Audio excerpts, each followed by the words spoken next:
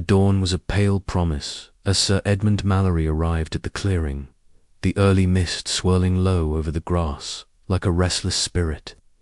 The air was cold, sharp with the residue of night, and the only sound was the distant, mournful caw of crows perched high in skeletal trees. Edmund's breath came out in steady plumes as he tightened his grip on the sword at his side.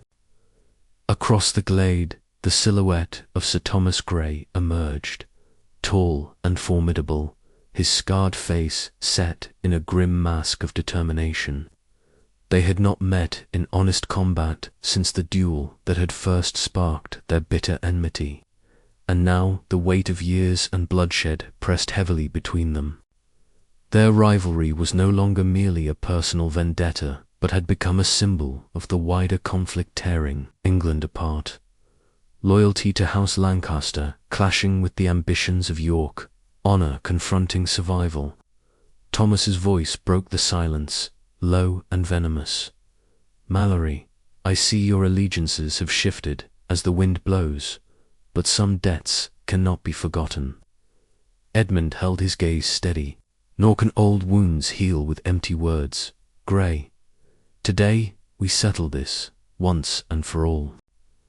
The two knights drew their swords in unison, the steel catching the faint light as it was lifted to meet the other. The first clash rang out, sharp and resonant, the sound slicing through the stillness of the morning. Edmund felt the familiar sting of adrenaline surge through his veins, a bitter taste of the past mingling with the present urgency.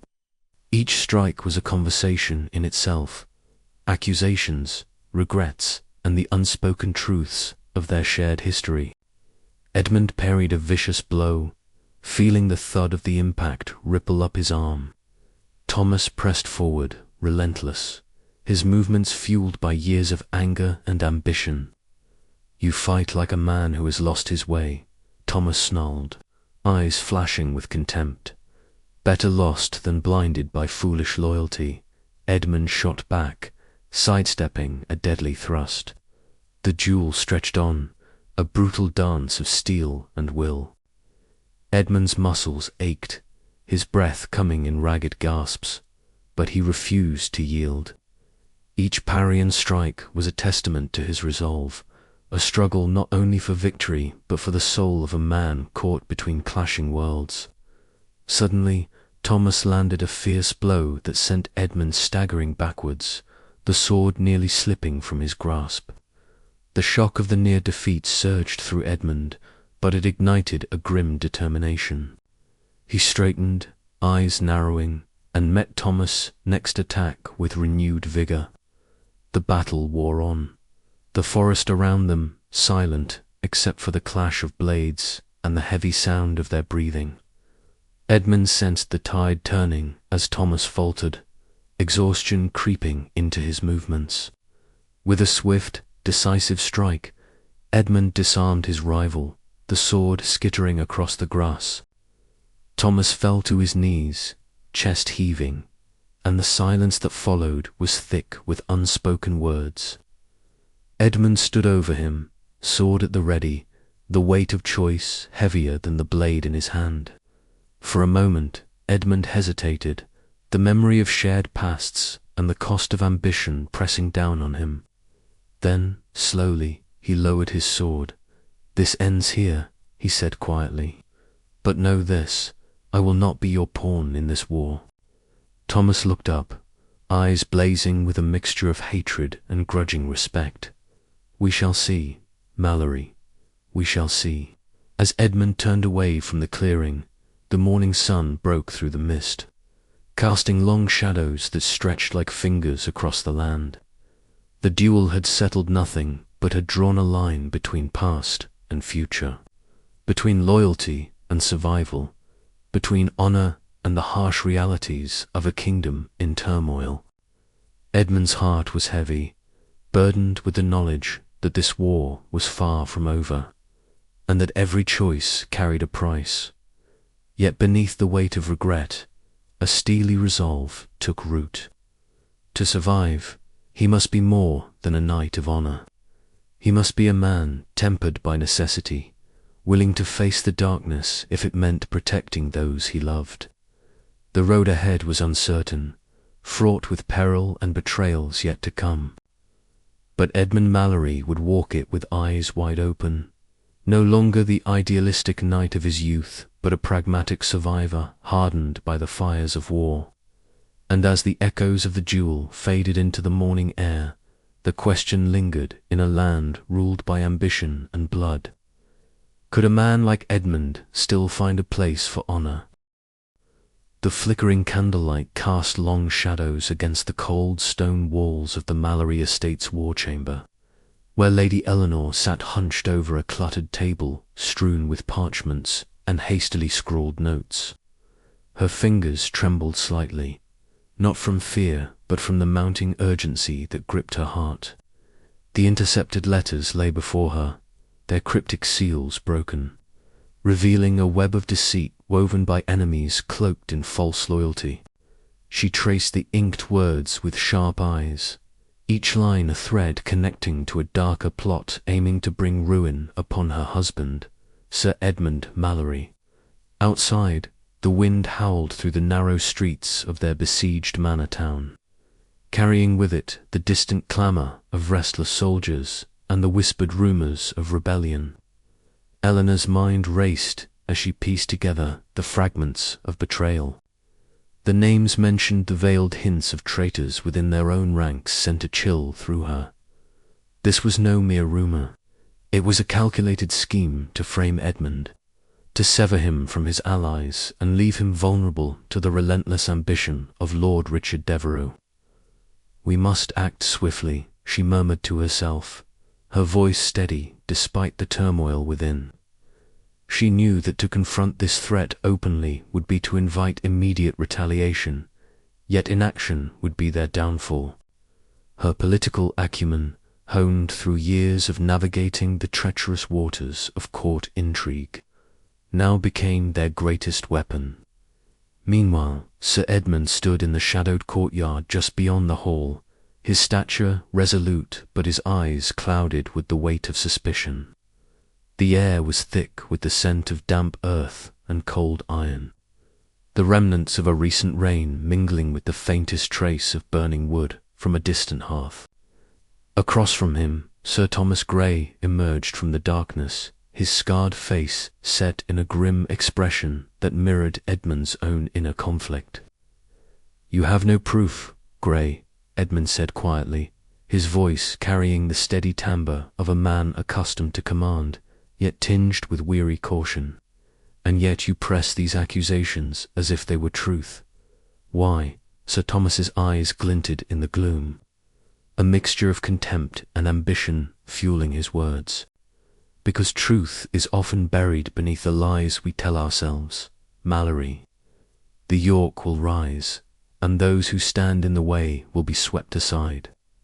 The tension between them crackled like lightning in a storm, the duel of words as sharp as any blade. It was not merely personal enmity, but a reflection of the wider war that tore the land asunder. Edmund clenched his jaw, knowing that survival meant more than honour. Now it meant cunning, alliances, and the willingness to walk through shadows where light dared not reach, far from the Mallory estate, within the smoke-laden chamber of Yorkist power. Lord Richard Devereux sat upon a heavy oaken chair, his posture rigid, eyes cold and calculating. Around him, his retainers whispered and schemed, their voices hushed but brimming with the venom of political ambition. Devereux's gaze swept the room, measuring each man and woman, each potential tool or threat. "The time grows short," he intoned, voice low but commanding. "Mallory's influence must be broken. Let the traitors within his circle be unmasked and crushed. We will tighten the noose until he has no refuge left." His words were like a blade, sharp and merciless. The court responded with nods and murmured affirmations, a dark tide of conspiracy swelling beneath the surface of civil war. Devereux's resolve embodied the corrupting hunger for power that had claimed so many souls before. Back in the Mallory household, the firelight flickered softly in the great hall where Lady Eleanor and Edmund met in quiet conference. The room was thick with the scent of burning oak and aged leather, a stark contrast to the storm brewing beyond their walls. Their voices were low, weaving plans and counterplans with the intimacy born of shared trials. "You cannot trust even those sworn to your cause," Eleanor warned, her eyes steady and fierce. "But neither can you afford to become what you fight against." Edmund nodded, the lines of fatigue etched deep upon his face. "Your counsel is my anchor, Eleanor. Without you, I would be lost in these tides of treachery." A fragile silence settled between them, broken only by the crackle of the fire and the distant echo of a night watchman's call. In that moment, amid whispered strategies and unspoken fears, they forged a bond of resolve stronger than steel a shield against the encroaching shadows. As dawn approached, the wheels of fate turned inexorably. Lady Eleanor's deft maneuvering exposed the conspirators, revealing their plots to key allies and forcing a swift purge of traitors within their midst. Edmund's position was preserved, yet the victory was bittersweet. The fragile trust that held their world together had been shattered, replaced by wary alliances and the ever-present spectre of betrayal.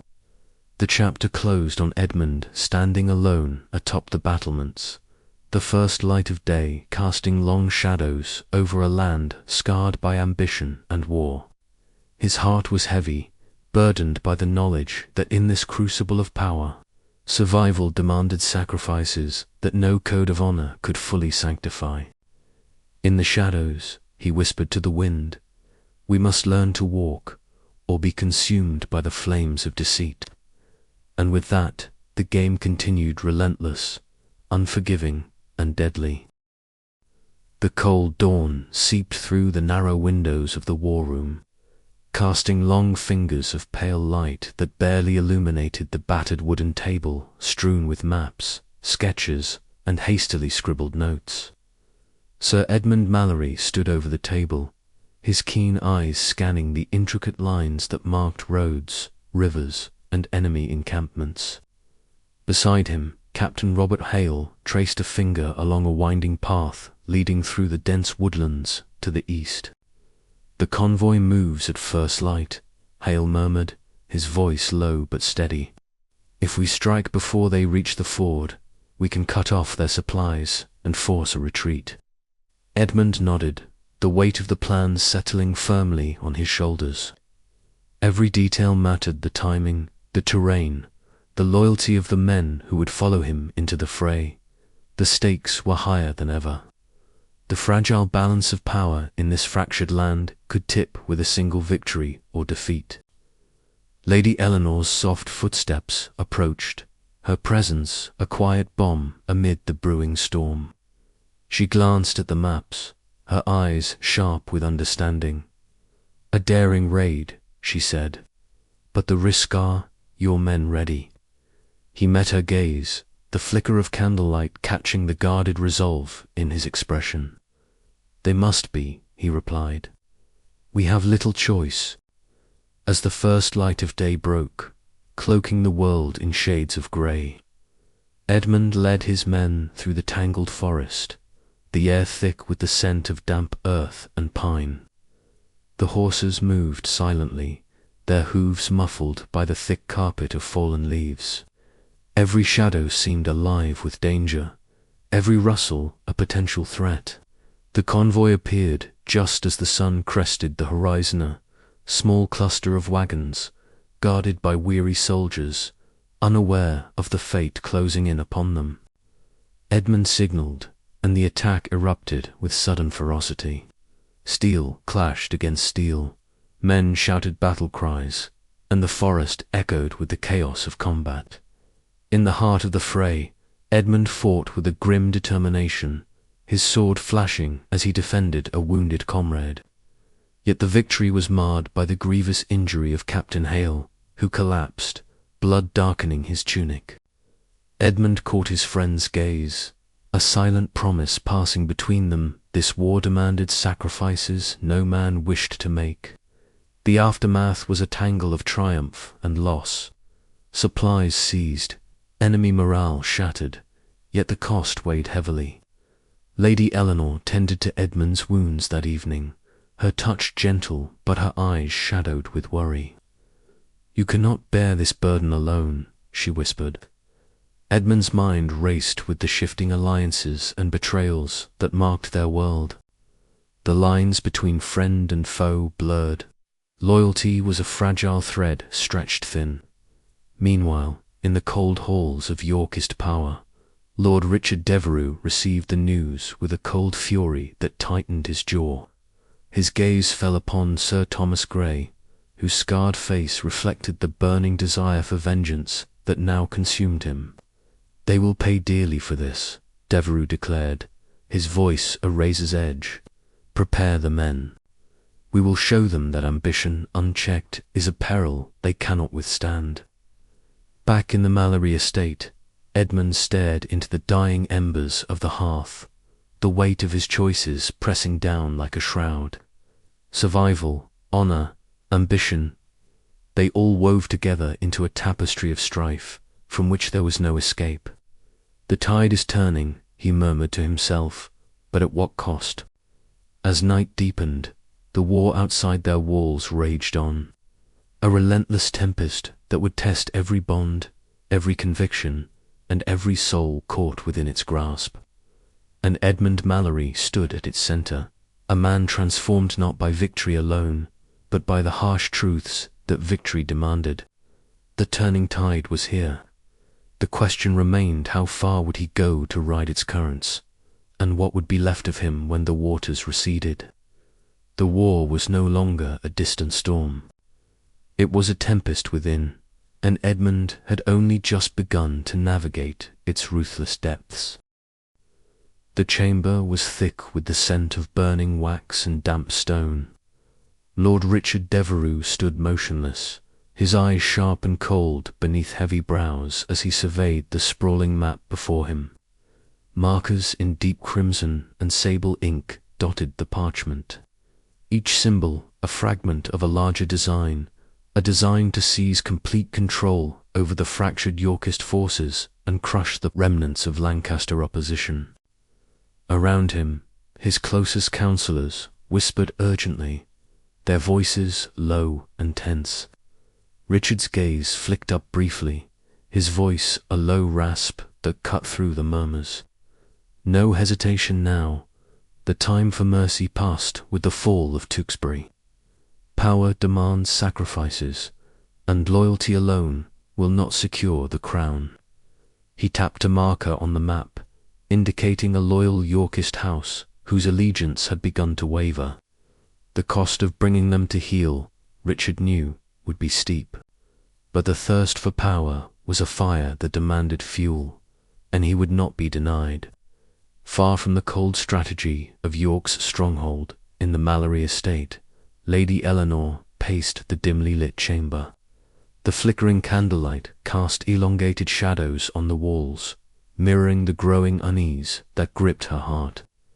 Her hands trembled slightly as she unfolded a folded parchment, intercepted correspondence. She had managed to seize and conceal. "Edmund," she whispered urgently, her voice trembling with a mixture of fear and resolve. "Lord Richard moves faster than we imagined. His ambitions are darker than mere conquest. He's willing to betray his own allies to secure his claim." Sir Edmund Mallory stood by the hearth, the firelight dancing across his weathered features. His keen eyes reflected the turmoil within him, the conflict between his loyalty to York, now a necessity, and the growing dread that his family's safety hung by a fragile thread.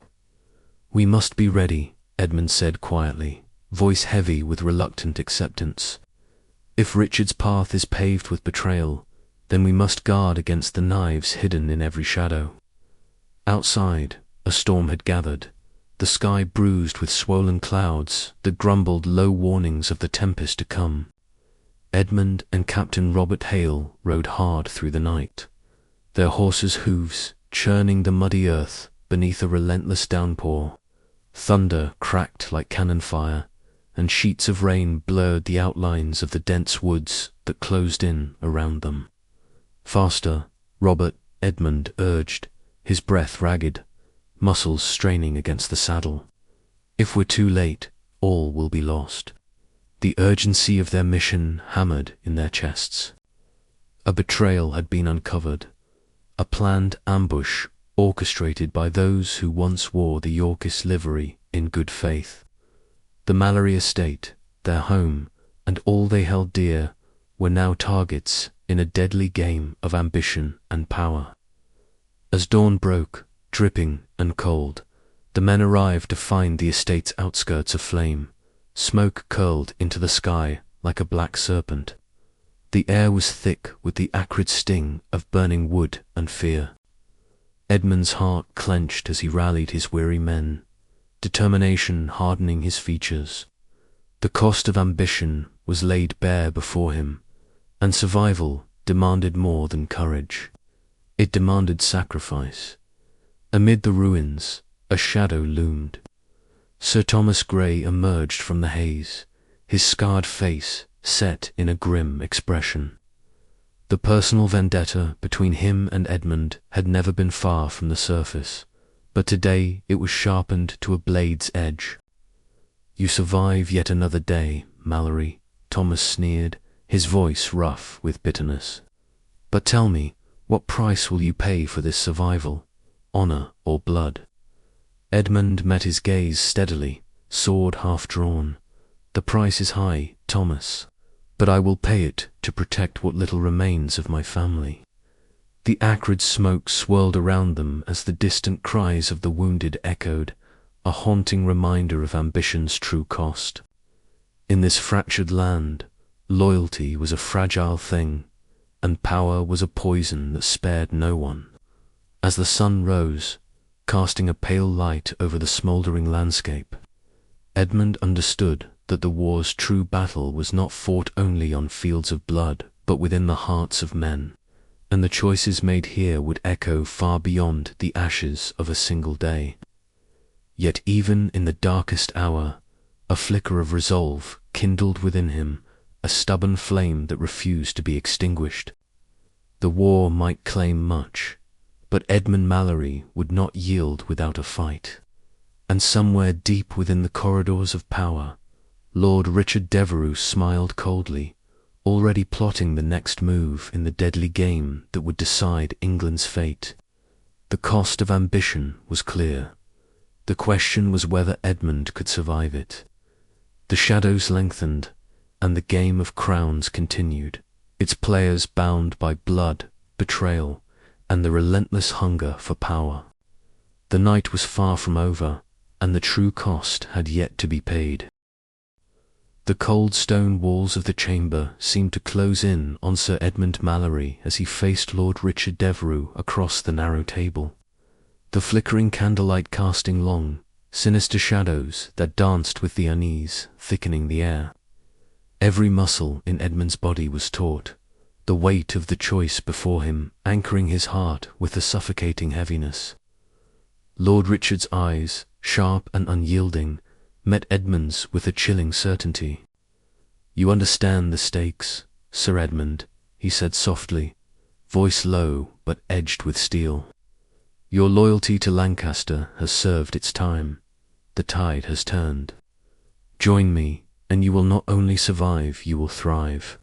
Refuse, and all you hold dear will be lost in the flames of this war." Edmund's mind raced. The faces of his family flashed before him, Lady Eleanor's resolute gaze, the hopeful eyes of his children, the trusted counsel of Brother Matthew. Yet the reality was cruel and unrelenting. The Lancastrian banner was bleeding out, betrayal festering within its ranks, and enemies closing in from all sides. His voice was barely a whisper. "And what of honour, my lord? What of the oaths sworn in blood and faith?" Devereux's smile was thin, devoid of warmth. "Honour is a luxury for those who can afford it. Today, Survival is the only truth. The room seemed to grow colder. Edmund's hand trembled slightly as he reached into his breast, fingers brushing the worn leather pouch containing the ring his father had given him, a silent emblem of loyalty and hope. Could he betray that legacy? Could he betray himself? Meanwhile, in a shadowed corner of their modest household, Lady Eleanor sat hunched over a hastily scrawled letter, the candles flicker threatening to snuff out the fragile light. Her hands shook as she reread the words, a secret correspondence from a Yorkist. Sympathizer warning of imminent danger to Edmund. The knowledge that her own heart was caught between fierce love and political necessity weighed heavily upon her. "We cannot afford mistakes," she murmured to herself, the quiet determination settling in her eyes. She would protect her husband, no matter the cost. Outside the manor walls, a grey sky hung low, heavy with the promise of rain, as Sir Thomas Grey awaited Edmund in the muddy courtyard. The scarred knight's face was a map of bitterness and long-held grievances. Their duel was inevitable, a violent echo of the bitter war raging beyond their personal vendetta. Steel clashed in a harsh, metallic rhythm, sparks flying with every strike. Edmund's breath came in ragged bursts, each parry and riposte a desperate calculus between survival and principle. The duel was not merely of swords, but of wills, two men embodying the fracturing loyalties and ambitions tearing England apart. After the brutal confrontation, bruised and bloodied, Edmund retreated to the solace of the monastery garden where Brother Matthew awaited. The monk's presence was a balm to Edmund's tortured soul, the soft rustling of leaves and distant chimes of the abbey bells marking a stark contrast to the chaos of war. "My son," Matthew said gently, placing a worn hand on Edmund's shoulder, "the path you tread is shadowed and perilous, but even in darkness there is a flicker of light. Seek it, and perhaps your soul may yet find peace." Edmund closed his eyes, the weight of his impending betrayal settling like a stone in his chest. The choice was agonizing but undeniable: forsake honor to save what remained of his family and himself, or cling to a dying ideal and perish with it. As dawn broke over the war-torn land, Edmund Mallory made his decision. The world he knew was ending, and from its ashes, a new, darker chapter of his life would rise. But at what cost? He steeled himself, the echo of Devereux's words lingering, "Survival is the only truth." And with that, he crossed the irrevocable edge of betrayal. Yet, even as he stepped into the shadows of a tainted allegiance, a silent question gnawed at his heart: could he ever reclaim the honor he was about to lose, or was it forever sacrificed on the altar of survival? The war continued outside, merciless and unyielding, but within Edmund a storm raged, fiercer still. The choices made in the crucible of betrayal would shape not only his fate, but the fate of all who dared to dream of peace in a land consumed by fire. The die was cast, the edge of betrayal sharp and unforgiving, cutting deep into the soul of a knight who once believed in honor above all. The night stretched on, heavy with the silence of unspoken regrets, and the uncertain dawn awaited. The air hung heavy with the scent of smoke and ash, a choking reminder of the battle that had torn through the land and left nothing but ruin in its wake. Sir Edmund Mallory traversed the shattered fields with a slow, measured step, his boots sinking into the mud soaked with the blood of fallen men. The banners that once fluttered proudly now lay tattered and sodden, their colours dulled beneath a layer of grime and soot. Around him, the silence was broken only by the occasional groan of the wounded and the distant crackling of smouldering fires. He moved not with purpose, but as a ghost among the living dead. Each step weighted with the knowledge of what had been lost and what he had sacrificed. His mind churned with memories of the choices that had brought him hither: decision to abandon the house of Lancaster, to pledge fealty to York, a move born out of desperation to survive, but stained with the bitter sting of betrayal. The faces of those he had once called comrades flickered before his eyes, their trust broken, their fates sealed by his hand. The warmth of honor he had clung to was now a cold ember, fading beneath the relentless tide of ambition and survival. As Edmund approached the remains of a once grand oak, its branches shattered and blackened, Lady Eleanor's voice pierced the heavy air. "Edmund," she called, her tone sharp yet laced with anguish. He turned to find her standing at the edge of the devastation, her eyes burning with a mixture of resolve and sorrow. Her gown, though elegant, was marked by the dust of travel and the weight of sleepless nights.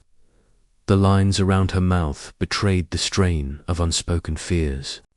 "You chose this path," she said, stepping closer, her gaze unwavering. "You crossed a line that may never be undone.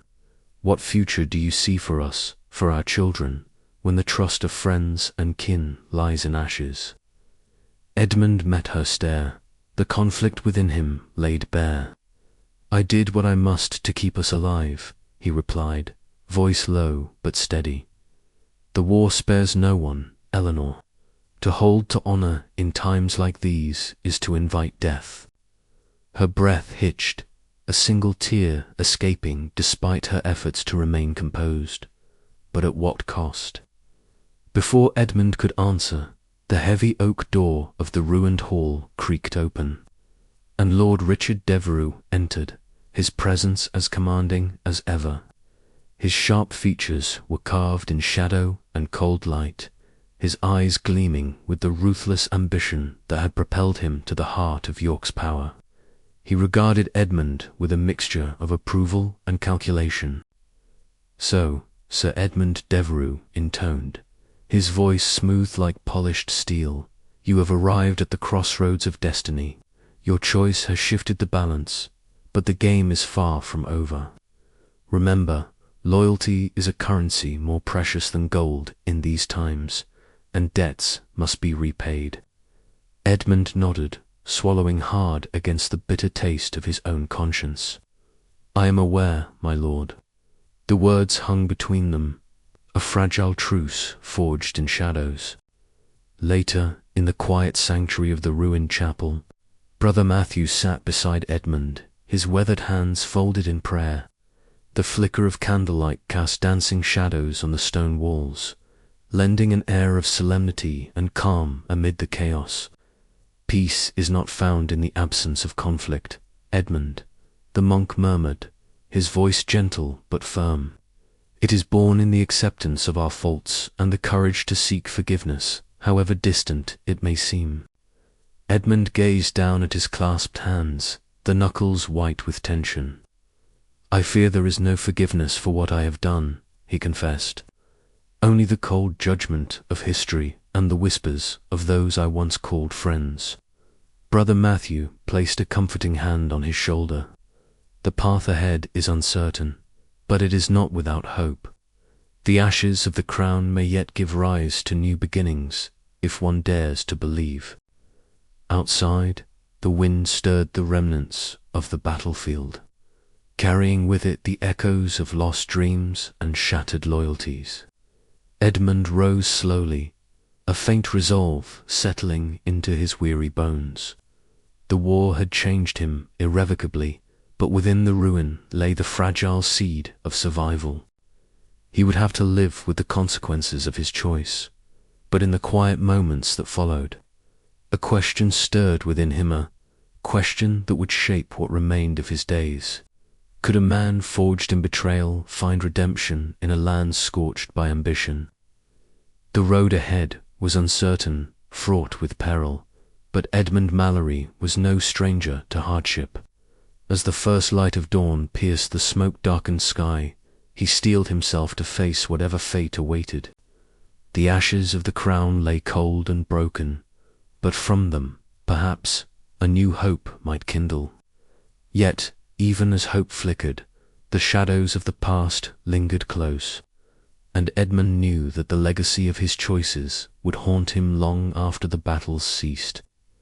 The war was not merely fought on fields stained with blood, but in hearts burdened with regret and the unyielding thirst for power.